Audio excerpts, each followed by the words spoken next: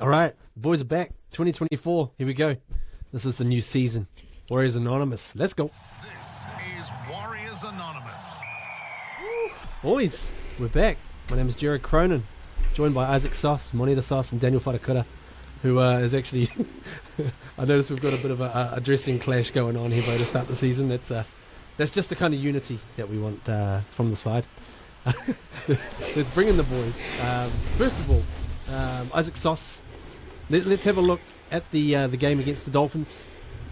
What were your thoughts in that trial game? What did you see from the side that you liked or disliked, or just what you saw? Probably the biggest thing for me is that, you know, that meme of that black dude where he's doing this with his hand behind the tree. You know that meme? That was me just watching RTS in both preseason games, unfortunately. I was just like, he still got it. He still got it. And it feels so good. Reunited. And it feels so good. So, yeah, that was my big thing, really. Back to his rightful place, albeit it's slightly different place. Or is it? Maybe it's back to the old place. It could be. Moneta Sauce, what players stuck out to you? Obviously, Roger was pretty good. Anyone else that you had a hankering for? Rocco Berry looked good. Geez, he looks like he's put on extra muscle, I think. Who else? Metcalf and Team M. I think they're going to be good backups. It'll be a good battle from the number 6, I think. But I think Metcalf might just have it slightly. But yeah, so I'm feeling like they're being able to take the load off Sean Johnson, considering it's his last year. So a lot to look forward to. And I like, what's his name? The new acquisition from the Broncos. Capewell. Yeah, Capewell, that's the one. Yeah, he looks good. He looks like he fits straight in. Yeah. Like every time I've seen Kurt Capewell play any game, I've just thought, man, this guy's class, and it was exactly the same with the Warriors jersey on. Now, Daniel Wharakura, we'll take a step back in time for you, bro, because you were hiking during the Dolphins trial. So what did you look at in week 1 against the Tigers, and what just sort of aroused any kind of emotions from you? I mean, the season has got to start because I'm pretty deep into Married at First Sight Australia. So I'm sorry, Warriors whānau. But week 1 pre-season, I think the big thing was the resilience. Go down to 12 men, and the team played a structure of football, that tested themselves, and also played with, effectively, I like to call them the kids. They put the kids out there as well, the young men out there, the reserve grade cup, and some of the SG Bull guys, and it got a really good run. So the future is bright with the depth that we have. And then I just watched as a kind of a regular Joe, quickly picked up the highlights package as well, and what jumped straight to mind is Sean Johnson back doing Sean Johnson things. He just looks like he has continued the form, the angles in the pass, the bringing players in, laying players off, just vintage Shawnee. So just looking forward to that, and he's got a few more toys to play with this season. That's right. That's exactly right. And in the game that you missed against the Dolphins, there was a moment where Roger got the offload free to Sean in a massive amount of space. I was actually, because it was a trial game, I was just like, bro, don't try and run too fast or anything. Just kind of, just take the tackle or whatever. But there was a lot of a flashback to to those glory days. Maybe the glory days are still to come. But I got to say that between Rocco Berry, Luke Metcalf, and myself, I can tell you that all three of us have added bulk to our frames over the off season. So good. I'm not going to say what kind of bulk. All right, fellas, let's go a quick short balls. This is a tricky one. For week 1 against the Cronulla Sharks, we'll start with you, Moneta. Who is your number 6 and who is your number 1? I think I kind of hinted at it. Metcalf just edges out with number 6, and number 1, Tuapiki. I think Webster's made it quite clear. Yeah. Okay. I mean, RTS, yeah. seemed like he would be good, but yeah, too early. I mean, yeah, he might be all right. Isaac, what are your thoughts on the number 6 and number 1? Pretty much exactly what Manure said. I think it's probably the ace combination right there, so that's my pick. Okay. Buddha, are you tempted to change anything from the original plan? Rock the boat. No. In Webby we trust. I'm too scared to think outside of what Webby would say, because I don't want to upset the all-seeing, all-dancing, the oracle that is Andrew Webster. He's got a plan, and that is to Opake at 1 to cover for chance. We talk about depth charts, and that's it right there. So, and I like Metcalf at 6. I think he's got that one. Sign up. Stick to the plan, bro. I was 100% locked in on having Tane just, fill in as a reliever, but man, looking at what Roger was doing at the back, I was like, ooh, hang on. It creates a bit of an issue, albeit that I do really like what Roger's doing on that left side. Him and Marcelo, like, defensively so far. I know it's only been trials. It's only trials. Thank God it's only trials, because I might have lost my shit at the referee yesterday. But those two, defensively are looking really, really solid. And you notice the difference when Roger did go to the back and we put in the other guys at centre. All of a sudden things kind of opened up a little bit more. But it's been quite a bit of an off-season, really. It's sort of felt like a good 10 years. If you were to sort of surmise the overall, off-season as a Warriors fan, or for the Warriors, how would you describe it? I think from a fan's perspective, I'm just building lightly. We're building slowly. The season was so big last year. It was very intense. And I think we, as fans, needed to have a little bit more energy in the back end. So I'm playing it cool. The bandwagon is full. I'm just reminding people I'm an OG. We're OGs. And that, and just quietly go about our business. And then we're going to, hit it hard at the end. Yeah, nice. I like that approach. It's funny, isn't it, Isaac? I guess the knee-jerk reaction of a Warriors fan when you have expectations on your shoulders is to kind of just shrink a little bit. But Webby seems like he's going the other way. He's going, let's lean into this, which has been very much his approach to a lot of things, and it's worked really well. How do you think this team is going to go into 2024 now? I kind of feel like this season is probably the first season where that shrinking violets type thing is not there. I mean, the groundswell from the fans, from the media, it's all sort of building up for the past few months. And, the Warriors content creators and stuff like that, are going to start going into overdrive. The Warriors' own marketing has been top-notch as well.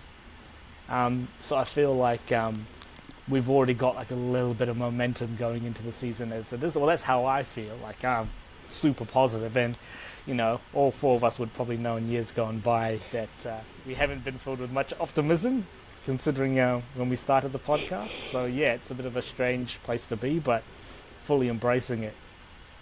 It's funny, isn't it? I met with Richie Morgan from Warrior Nation and Hammer from the Ruin Hammer podcast at the Warriors Pathways games today, and I was kind of just showing the difference between this year and last year.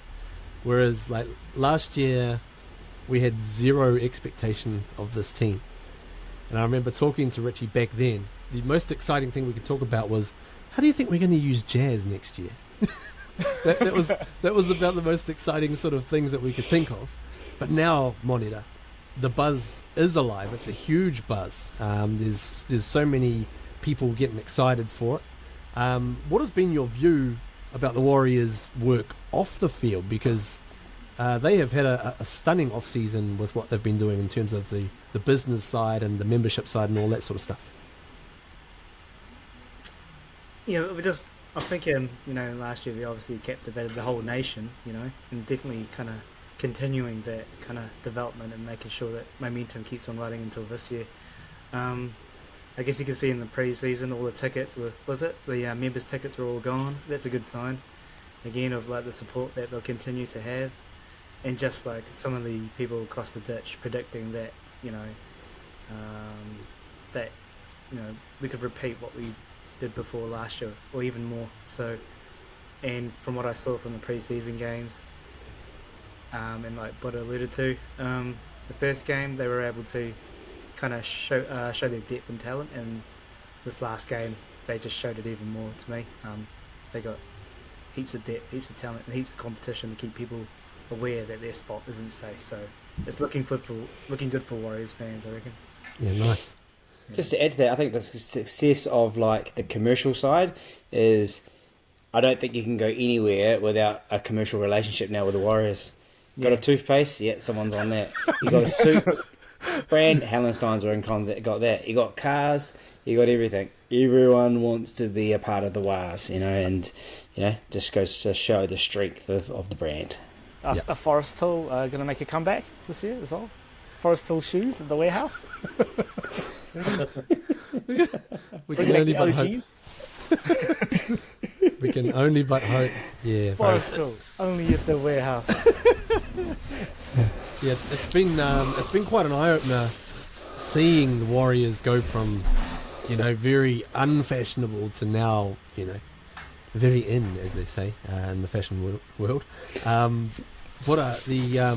Warriors have brought out a whole stack of. I'm asking you this question because you're wearing the new Up the Warriors Anonymous t-shirts like myself. But the Warriors themselves have brought out some new gear over the off-season. They've really gone back to the old school kind of look.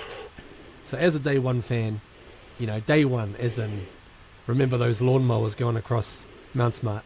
How does that make you feel, bro? Oh, that's just a thing of beauty. A thing of beauty to see the white 1995 Warriors jersey with the red collar. And I also just want to give a massive shout out to when your sponsor sends our tweet, Mr. Jason Paris, for parking the one NZ logo away just to bring back that nostalgic Debbie Bitter and a font for the New Zealand Warriors here as well. Massive call, especially as their major sponsor as well. So it's just beautiful to see. But at the same time, look, there's some trial and error, some trialing some new stuff. We've seen the light dark blue effect. It's a bit of a mixed bag. Last week we saw the Christchurch training T-shirt as well, which I thought I quite liked that. That was nice. Yep. Yeah, they'll continue. At least they've got a partner now that will continue to throw options out there. The only issue is that if you're a Warriors jersey collector, you're fucked because. I'm sure there's 385 and there's another 200 to come over the next 4 years or so. But it's good. It's great to see, and I love seeing that throwback jersey. I have one ordered. It's I missed the original. Basically, I got FOMO. Everyone bought them, and I was like, shit, I need one. But I've got the next shipment coming, so yeah, can't wait to put that on. Yeah, and also kind of, I saw that photo of those 4 Warriors players in the at the store, the dairy. I was thinking, man, we should get us 4 boys to model our gear over at like the Homier Street dairy over by Oslo College. If it's still there, I don't even know. Next to the Street Fighter machine? Yeah. No, it's gone now. Yeah. It's a bottle store right next to the dairy. Oh yeah, well, they could still Because work. when you're a dairy next to a college, you have to have a bottle store tacked on. Yeah, how does that work? Okay, right over in the hard to see section, the students can just wander over to a bottle store. That's another podcast, anyways. Bottle of Cody's.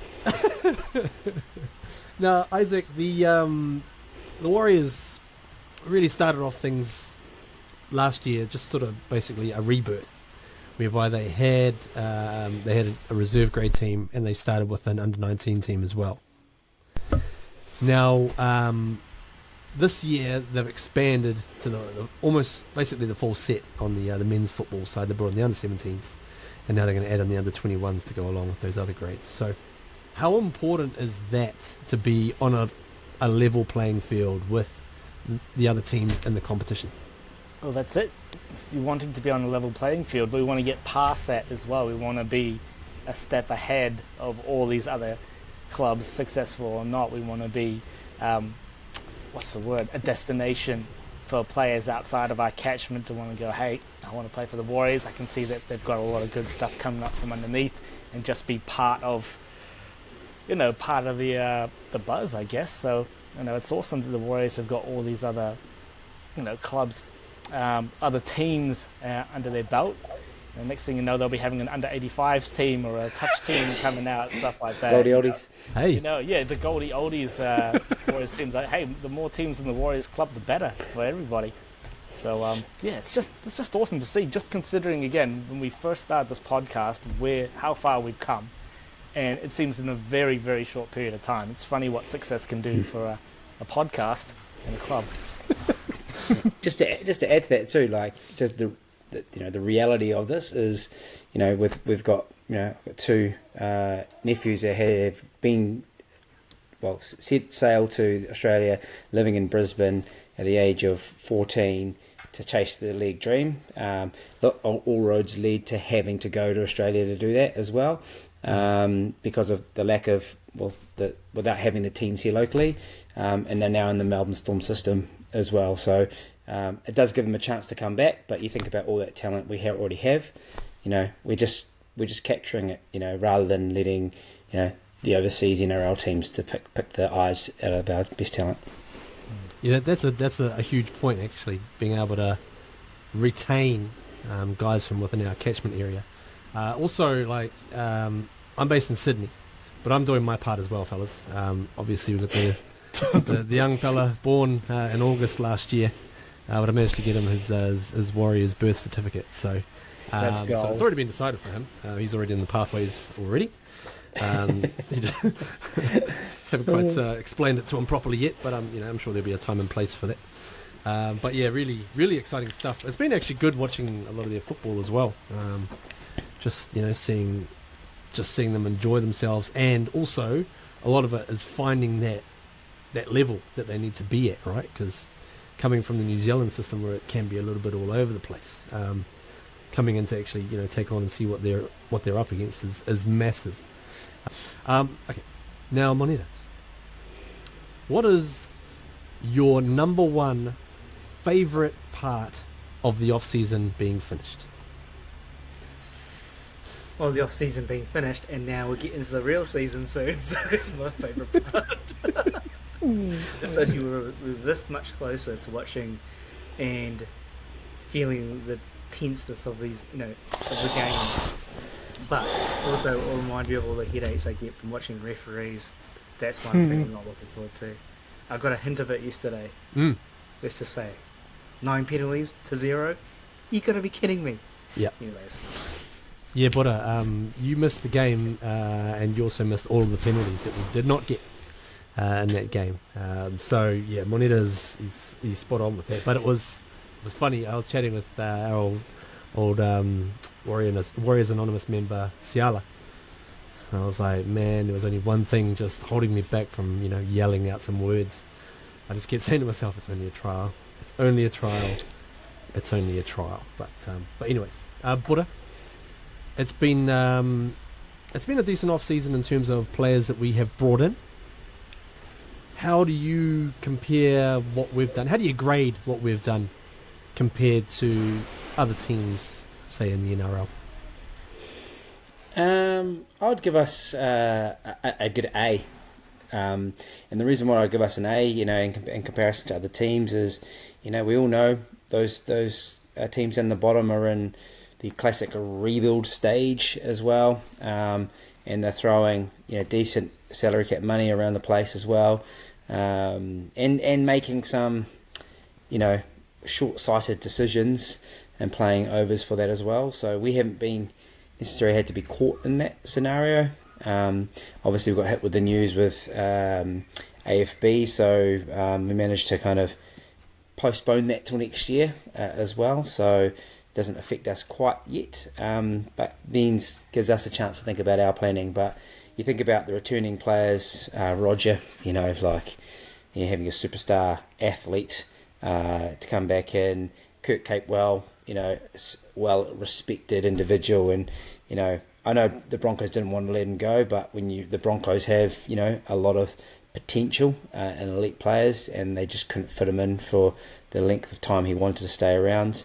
And just being able to bring back a player like Chanel as well, and who will probably play a different role for us, but probably play, I guess he comes away from being, he was last with us in the starting lineup, really, and comes back into adding to the depth. So if you look at that, if we just added those 3 players, we kept the vast majority of our players as well. We said goodbye to some really good talent too, but I just think, we've definitely have leveled up. You've got to say, the squad going into this year is probably a good 10% overall, if not more, improved. So, that's great recruitment.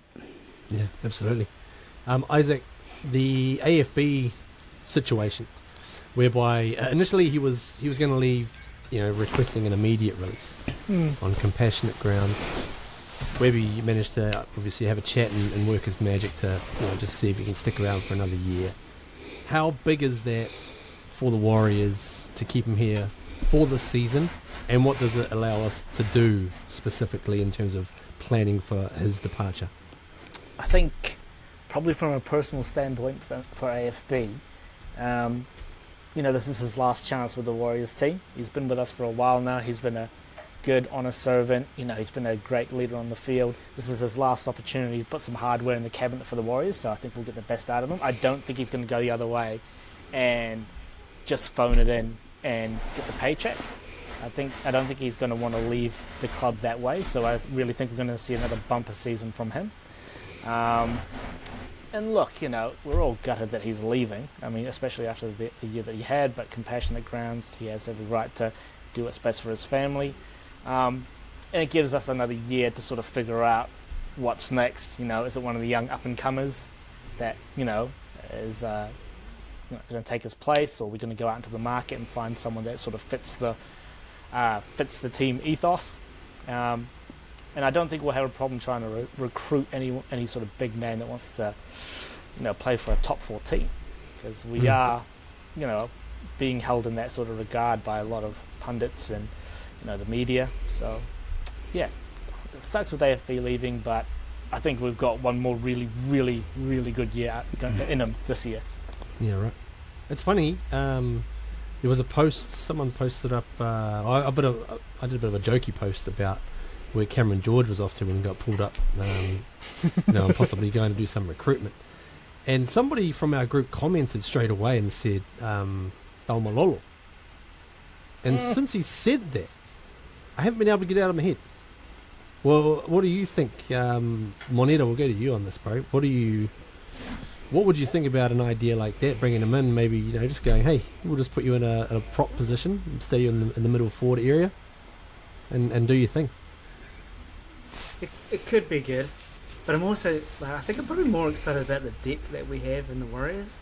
Like that Zion guy, he looks amazing. But Tomalolo, I wouldn't say no if he came over. I wouldn't say no. Because the Cowboys are in a spot where they're trying to, free up a bit of cap space. Yeah. Because they're kind of getting into the spot where seems like they've just got about 85 second rollers coming through in middle forwards, and it's Is that a situation? Is that a situation where those 10-year contracts kind of does bite you in the ass? 100%. I mean, I don't think they would have needed to wrap him up. He loved being there, right? Like, I think they were a bit too hard, too early with that. Maybe a 7-year thing would have been it. So, who knows? I mean, obviously they wanted to procure the talent, and look, they got the championship out of it, right? But that's the position we can be in. We're going to have some money available, and we probably only need someone, until our reserve grade guys and our juniors get to that level. We probably only need someone for maybe a 2-year stint that can come in. And as Moneta said, there's options as well. So I would probably go the other way. If Jason Tomalolo put his hand up, I'd politely decline. I honestly feel like it. I mean, give one of the young boys a chance. Just throw them in the deep end, see what they're all about. I mean, the Broncos did that with Payne Haas. I mean, he was a superstar talent coming through the age grades, and his first year playing first grade wasn't amazing. He was super talented, and then the second year is when he really took off. and that was a pretty low risk proposition for Brisbane. They weren't going to lose out too much in terms of dollars. Now they are with Payne Haas, but they did all the hard work to get him to where he is. So why not maybe make that same sort of play for one of the Warriors players? I mean, like Zion as well. Throw him in the deep end, see what he's got. Give him every opportunity to, compete with Tom Ale, for that starting role. Hot Tom Ale. Sorry, Jason. No, thank you. Thanks, but no thanks. Sorry, Jason. I was actually surprised to do with Payne Haas with just the sheer size of the man. Like, there was a photo with him and Magic Johnson over in Las Vegas, and he's not even that much shorter than Magic. And I was like, damn, son, that's a big human being. And he's not even the biggest. He's not even the biggest of the Broncos, is he? Oh no, yes, Ben Takura. He's the tallest prop BTK going around. So yeah, there's some absolute beasts in the game as well. So it's B2K. BTK. BTK. We said B2K. All right. You're talking about Mario and stuff. Yeah. When he plays on the field, does he go bump, bump, bump? Or Yeah. Potentially. Boom, boom, boom. No, but imagine. Monida, I'm going to ask you this question because this is your man crush from 2023. At least he was for the most part, and then I think you might have changed it towards the end of the year. But Jackson Ford for 2024. First of all, first part of the question is he still your man crush? And B, where does he fit in the rotation with the edge forwards? Like most crushes, they tend to die out. He's moved on. Ever since I've seen RTS, I think it's starting to, so it's just a little crush, was it? yeah. I think he'll be a permanent fixture.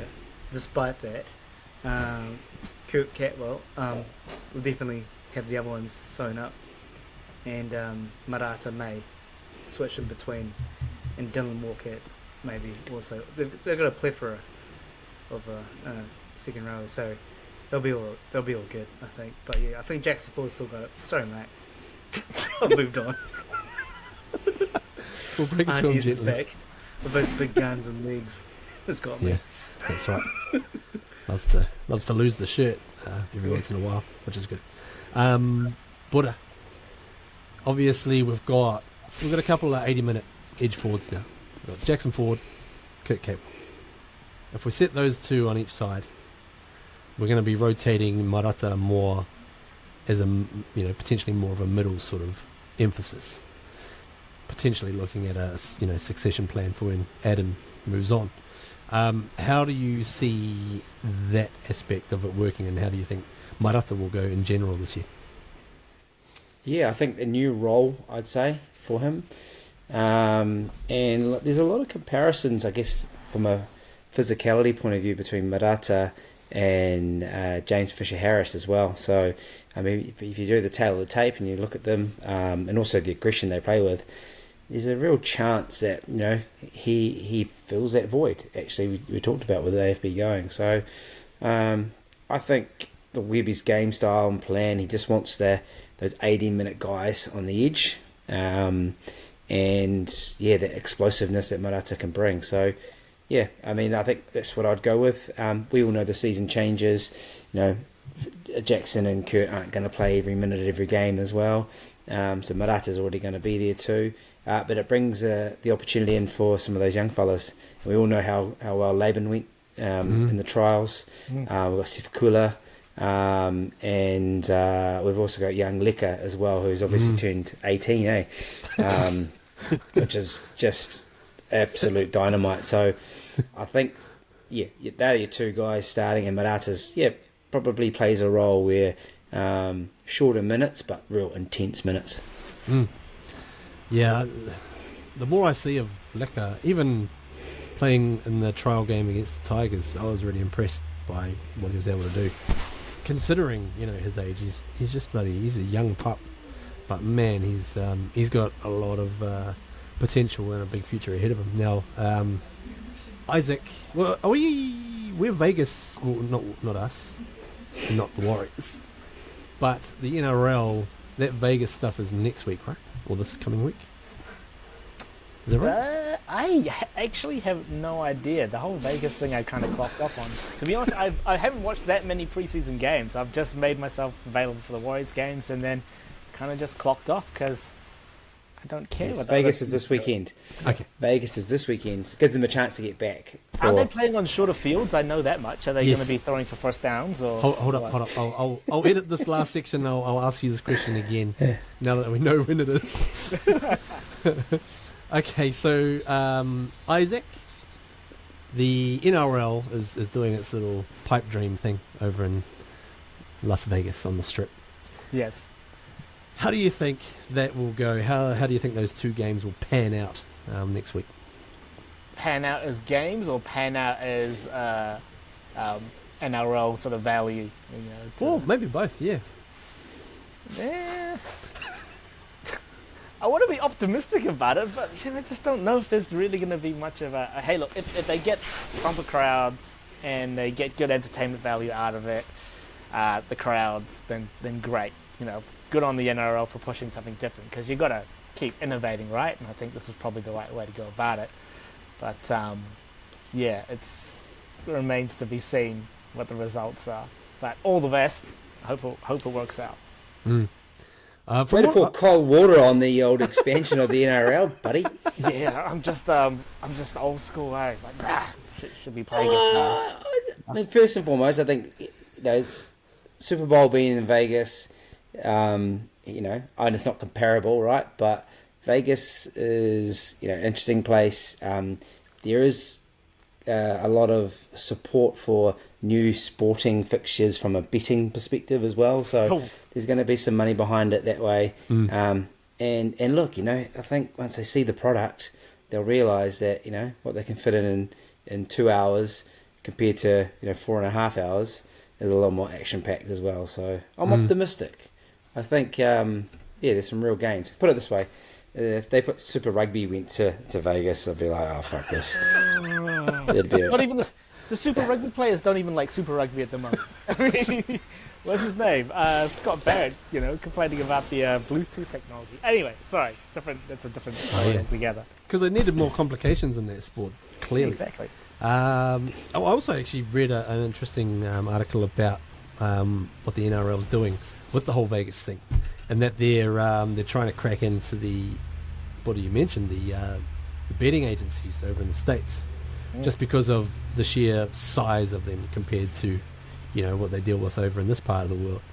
So old Volandis, if he can crack it into getting one of these major gambling partners on board, and then every time any stuff gets put on to the NRL, they get a cut of it. All of a sudden they start printing money because I read that say for a single day's betting on the Super Bowl, say that one day is worth the entire horse racing calendar for 10 years in this part of the world. So that's why Volandis is like, man, I just want to go and get me a little slice of that massive pie. Yeah. Pete Volandis, him and O'Shea Ole. Yeah.